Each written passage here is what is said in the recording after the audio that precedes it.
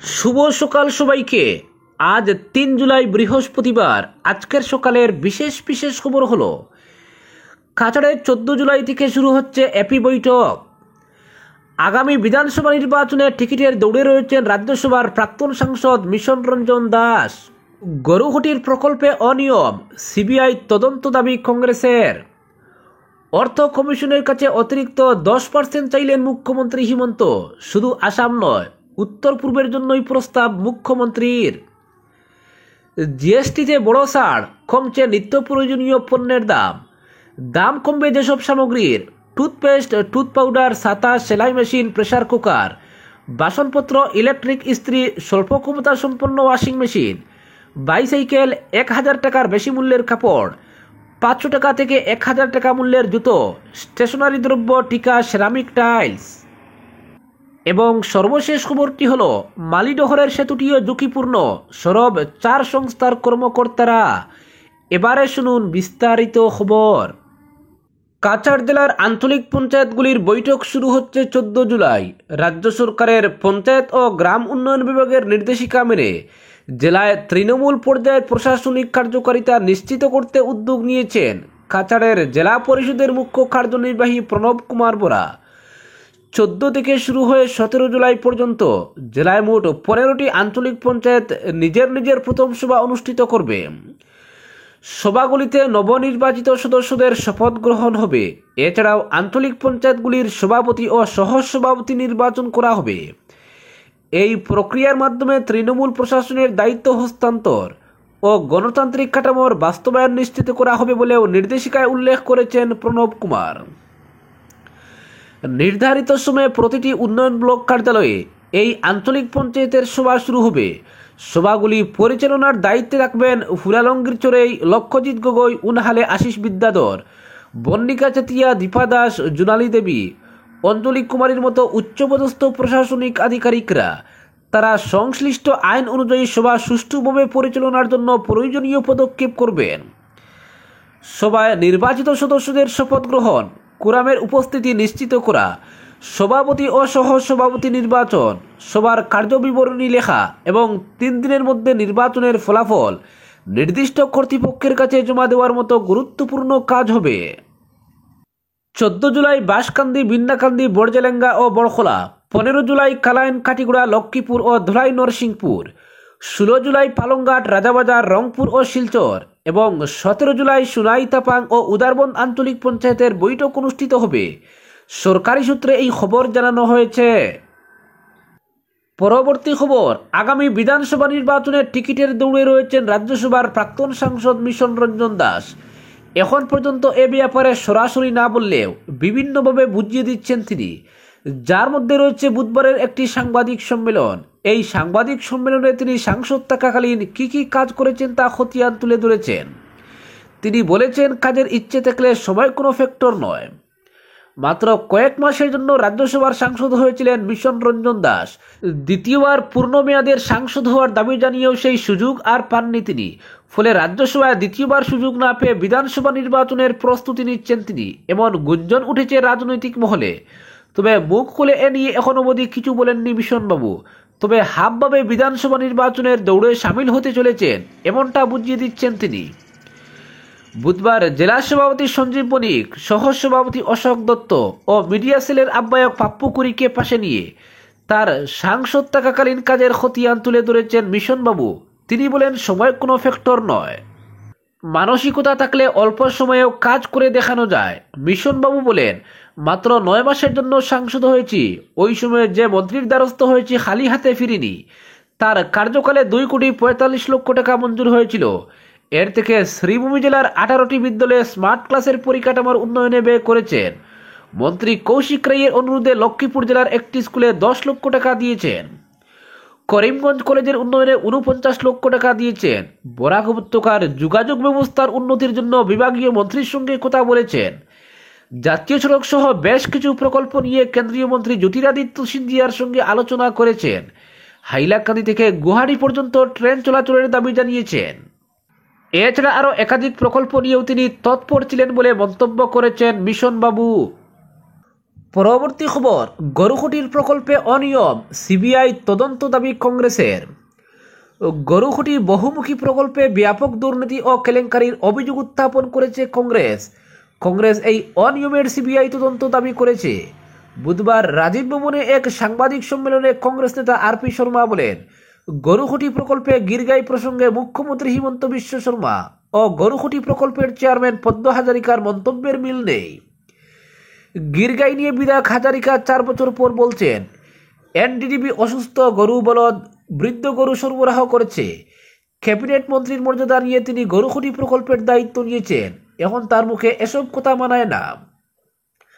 পাশাপাশি আরপি শর্মা বলেন, 25 কোটি টাকা ব্যয়ে নির্মিত এই প্রকল্পের বর্তমান অবস্থার খোঁজ নিতে মঙ্গলবার কংগ্রেসের এক প্রতিনিধি দল গরুখুটিতে গিয়েছিল, কিন্তু পুলিশ ও বিজেপি কর্মীরা তাদের গরুখুটি প্রকল্পে প্রবেশে বাধা দেন। এর তীব্র নিন্দা জানিয়েছে প্রদেশ কংগ্রেস নেতার অভিযোগ, গরুখুটি প্রকল্পে কংগ্রেস প্রতিনিধিদের প্রবেশে বাধা দেওয়ায় প্রমাণ হয়েছে বৃহৎ কেলেঙ্কারির কথা। প্রদেশ কংগ্রেস মুখপাত্র বেদব্রত বোরা বলেন, গুজরাট থেকে গিরগাই ক্রয়ের দায়িত্ব এনডিডিবিকে দেওয়ার ক্ষেত্রে অনিয়ম সংঘটিত হয়েছে। তিনি তারও উচ্চ পর্যায়ের তদন্ত দাবি করেন। এদিকে গিরগাই কেলেঙ্কারি ও মন্ত্রীপত্নীর 50 লক্ষ টাকার সাবসিডি প্রকল্পে নাম থাকা নিয়ে রাজ্য জুড়ে প্রতিক্রিয়া অব্যাহত। সিপিএম নেতা সুপ্রকাশ তালুকদারের অভিযোগ, গিরগাই ও গরুখুটি প্রকল্প নিয়ে মন্ত্রীর তথ্য আরটিআই তথ্য, প্রকল্পের চেয়ারম্যানের তথ্যের কোনো মিল নেই। মন্ত্রীপত্নীর 50 লক্ষ টাকার সাবসিডি কালো টাকা সাদা করার এক পন্থা বলেও অভিযোগ করেন তিনি এই কেলেঙ্কারির উচ্চ পর্যায়ের তদন্ত দাবি করেন। এছাড়া সিপিএম জেলায় জেলায় প্রতিবাদ কর্মসূচি পালন করবে বলেও জানান। অন্যদিকে নগাঁওর সামাগুড়িতে বিরিঞ্চি কুমার বোরার নেতৃত্বে গরু চুরির সন্ধানে দিশপুর চলো অভিযান শুরু হয়েছে। সামনে গরু রেখে এক অভিনব প্রতিবাদ সাব্যস্ত করে তারা। পরবর্তী খবর, অর্থ কমিশনের কাছে অতিরিক্ত 10% চাইলেন হিমন্ত। শুধু আসাম নয়, উত্তর পূর্বের জন্যই প্রস্তাব মুখ্যমন্ত্রীর। কেন্দ্রীয় বাজেটে উত্তর পূর্বাঞ্চলের জন্য বাধ্যতামূলকভাবে ধার্য করা 10% তহবিলের নিরিখে কেন্দ্রীয় কর হস্তান্তরের ক্ষেত্রে উত্তর পূর্বাঞ্চলের রাজ্যগুলোর ক্ষেত্রে 10% তহবিল ধার্য করার জন্য কেন্দ্রীয় অর্থ কমিশনের কাছে প্রস্তাব দিয়েছে হিমন্ত বিশ্ব শর্মা। দিল্লি সফররত মুখ্যমন্ত্রী ষষ্ঠদশ অর্থ কমিশনের অধ্যক্ষ অরবিন্দ পানাগারের কাছে এই প্রস্তাব দিয়েছেন। দিল্লি টলস্টয় মার্গের অর্থ কমিশনের কার্যালয়ে অনুষ্ঠিত এই বৈঠকে মুখ্যমন্ত্রীর বক্তব্য ছিল, আসাম সহ সমগ্র উত্তর পূর্বাঞ্চলের ভৌগোলিক অবস্থানের কারণে এইসব রাজ্যের উন্নয়নে বিভিন্ন চ্যালেঞ্জ মোকাবিলা করতে হয়। তার জন্যই আসাম সহ উত্তর পূর্বাঞ্চলের সার্বিক প্রগতির স্বার্থে এই অতিরিক্ত 10% অর্থ মঞ্জুর করা খুবই জরুরি।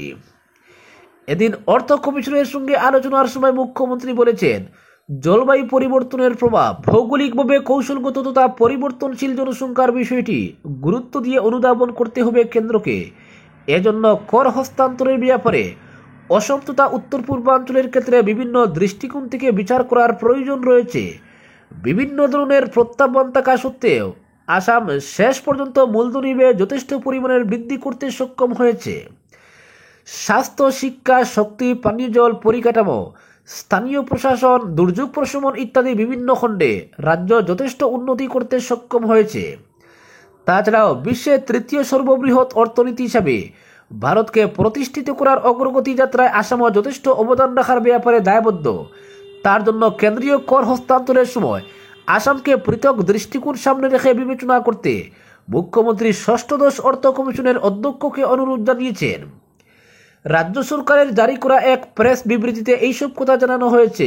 বৈঠক শেষে হিমন্ত বিশ্ব শর্মা সামাজিক মাধ্যমে জানিয়েছেন, কেন্দ্রীয় কর হস্তান্তরের ক্ষেত্রে আসামের বিশেষ বৈশিষ্ট্যগুলোর বিষয়টি ষষ্ঠদশ অর্থ কমিশনের অধ্যক্ষ পানাগারিয়ার সঙ্গে বিস্তারিতভাবে আলোচনা করেছেন।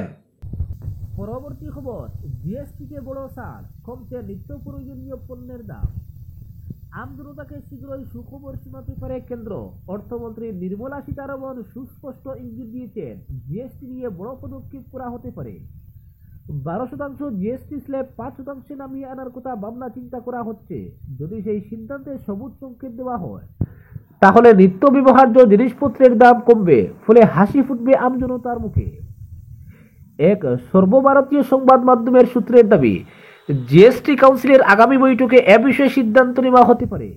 ফলে এক লাফে দাম কমবে বহু কিছুরই, যার মধ্যে রয়েছে টুথপেস্ট, টুথ পাউডার, ছাতা, সেলাই মেশিন, প্রেসার কুকার, বাসনপত্র, ইলেকট্রিক ইস্ত্রি, স্বল্প ক্ষমতা সম্পন্ন ওয়াশিং মেশিন, বাইসাইকেল, 1,000 টাকার বেশি মূল্যের কাপড়, 500 টাকা থেকে 1,000 টাকা মূল্যের জুতো, স্টেশনারি দ্রব্য, টিকা, সেরামিক টাইলস ইত্যাদি।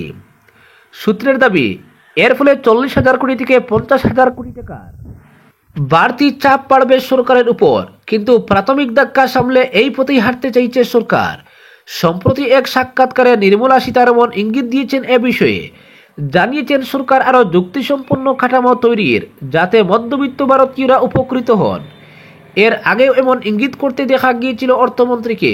2017 সালের 1 জুলাই জিএসটির গড় হার ধরা হয় 15.8%, কিন্তু 2023 সালে তা কমে দাঁড়ায় 11.4%। আসলে কর আদায় বৃদ্ধি পাওয়ার কারণে এই হ্রাস। গত মার্চে একটি সংবাদ মাধ্যমের অ্যাওয়ার্ড অনুষ্ঠানে নির্মলা বলেন, করের ধাপকে যুক্তিসঙ্গত করে তোলার প্রক্রিয়া প্রায় পূর্ণ হয়েছে, আর তার ফলে জিএসটির হার আরও কমবে আগামী দিনে। এবার সেই একই কথা বলতে শোনা গেল তাকে।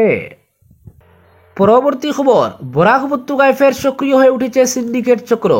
জাতীয় সড়কে অবাধে চলছে ওভারলোডেড লরি, যার ফলে ইতিমধ্যেই ভেঙে পড়েছে কাঠিগোড়ার গেমন সেতু ও বাঙ্গার পরের হারাং সেতু। মালিডহরের সেতুটিও ঝুঁকিপূর্ণ অবস্থায় রয়েছে। এতে যোগাযোগ ব্যবস্থা বিপর্যস্ত ও জনদুর্ভোগ চরম আকার নিতে পারে।